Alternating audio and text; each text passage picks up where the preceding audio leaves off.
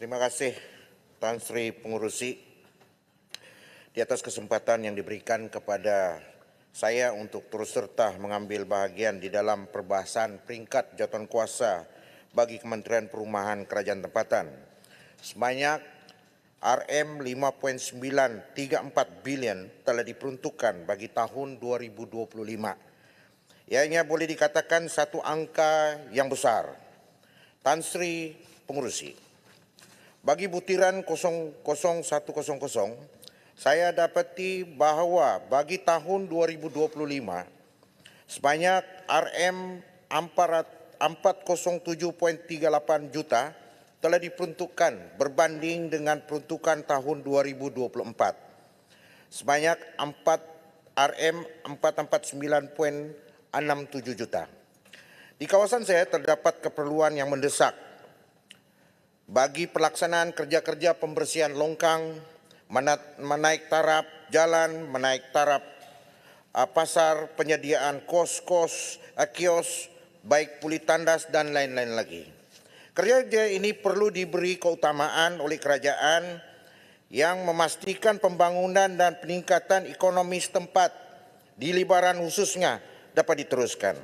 Pada masa yang sama, kerja-kerja tersebut juga dapat memberikan keselesaan dan meningkatkan keselamatan para penduduk di kawasan Libaran. Saya ingin memohon pencerahan daripada kerajaan apakah pecahan bagi projek-projek kecil ini dan berapakah yang telah diperuntukkan bagi negeri Sabak bagi tahun 2025. Tan Sri Pengurusi, bagi butiran 30002, pembinaan bangunan Jabatan Bomba Malaysia di Sabak, sebanyak 5.695 juta telah diperuntukkan bagi tahun 2025. Daerah Sendakan adalah satu daerah yang besar dan terdapat 3 parlimen di bawah daerah ini, iaitu Parlimen Libaran, Parlimen Sendakan dan Parlimen Batu Sapi. Namun begitu, terdapat hanya sebuah balai bomba yang beroperasi untuk mengawal selia 3 parlimen tersebut, iaitu Sendakan Fire and Rescue Station. Saya ingin mencadangkan agar peruntukan di bawah butiran ini dapat ditambah bagi menyediakan sebuah balai bomba yang baru di kawasan Libaran bagi memastikan kesejahteraan dan keselamatan penduduk terjamin. Balai bomba yang baru ini amat diperlukan bagi menampung operasi Sendakan Fire and Rescue Station dan seterusnya meringankan beban mereka. Saya juga ingin mencadangkan agar pembinaan balai bomba di Libaran ini dapat dimasukkan di bawah senarai keutamaan negeri Sabah pada tahun 2025. Tan Sri Pengurusi, di bawah butiran 030100, bomba dan penyelamat, saya amat menghargai akan jasa dan tenaga yang dicurahkan oleh kaki tangan anggota bomba di Malaysia, seperti apa yang dikatakan oleh Yang Berhormat Bentung.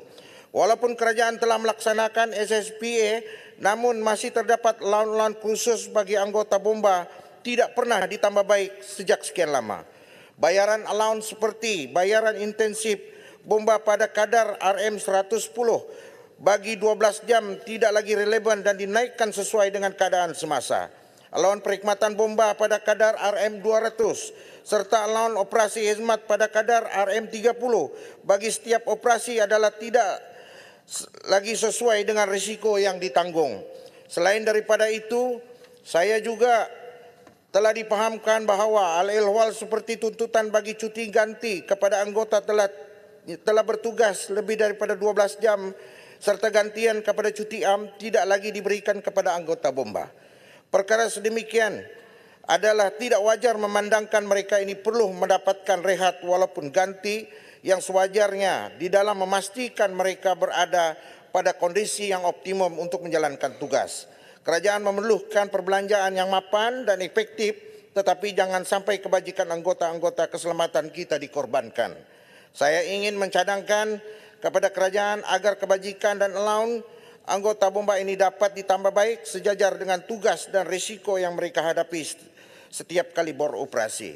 Tan Sri Pengurusi, Saya berharap agar cadangan-cadangan yang telah dikemukakan tersebut dapat diambil tindakan dengan kadar segera.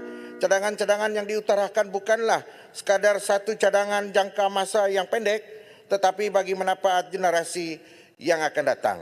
Saya akhiri ucapan saya dengan memetik serangkap kata daripada James Freeman Clark, seorang penulis daripada Amerika Serikat, dengan izin, a politician think about the next election, a statement think about the next generation.